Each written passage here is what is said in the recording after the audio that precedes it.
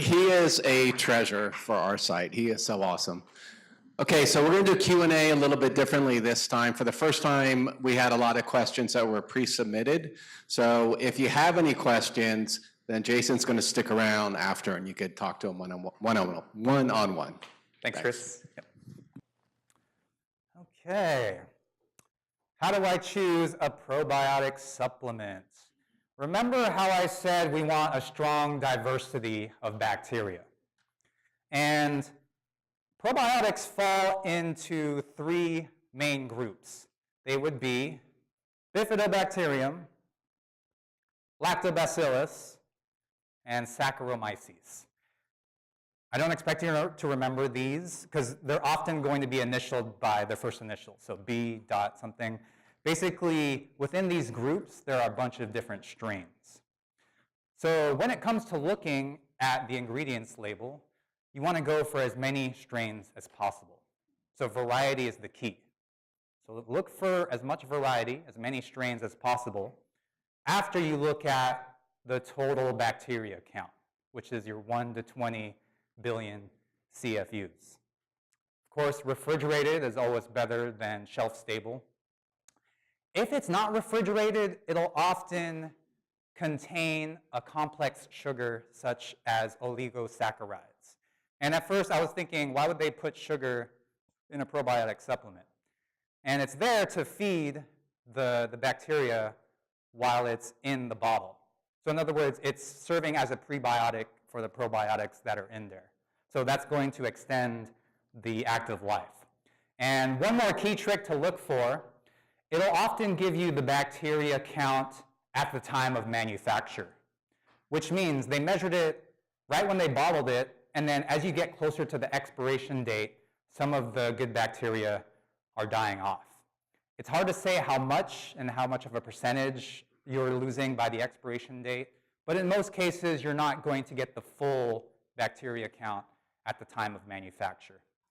However, a high-quality probiotic supplement will guarantee the bacteria count at the time of expiration. So that's one little trick to know you're getting a high-quality probiotic supplement, and you often get what you pay for. How do you know if you get enough probiotics? This is an easy test you can do almost anywhere, and ideally you would be doing it on average once a day.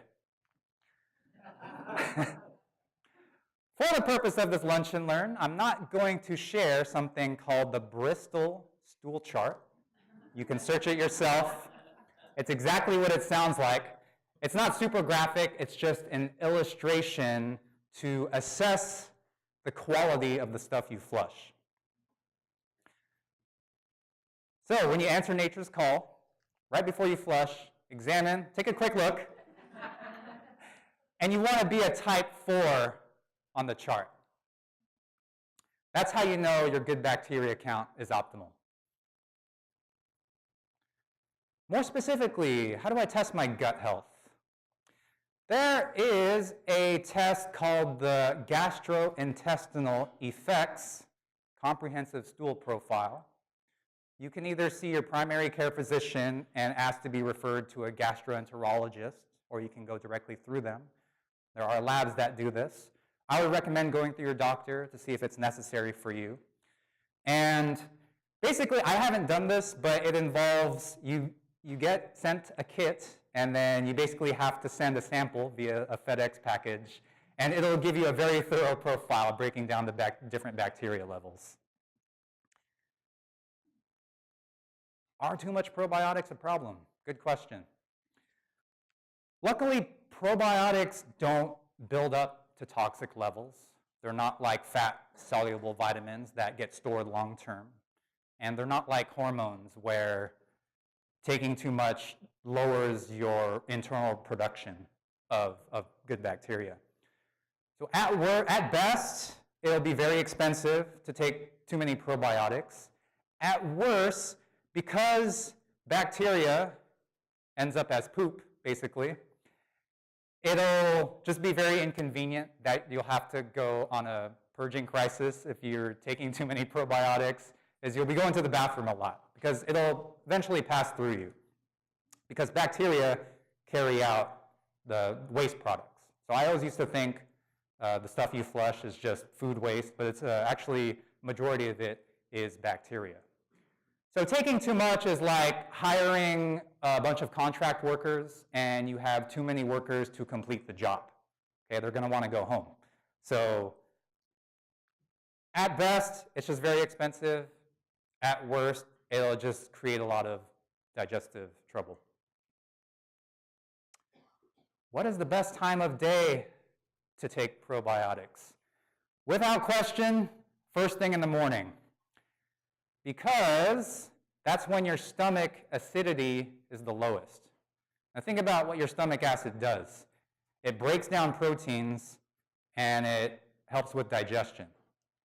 So in order to keep most of the good bacteria intact, you want to send them through your digestive canal when the acidity in your stomach is lowest. So that'll be first thing in the morning. Of course, take it when it's most convenient for you. And if you're taking it twice a day, second best time of day would be in between meals.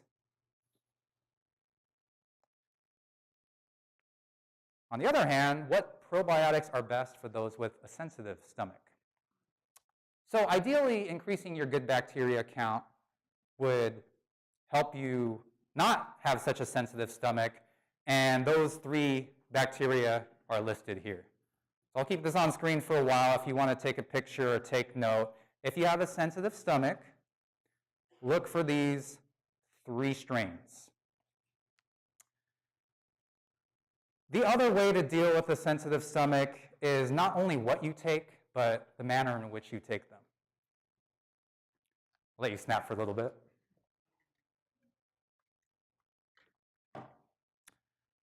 If you have a sensitive stomach, start with a lower dose, so that might be half the recommended dose. If a supplement has a serving 2 pills as 1 dose, you start with 1. Or even take the children's formula, which will have a lower bacteria count. So there's no reason to start very high right away. You want to slowly build up your ecology.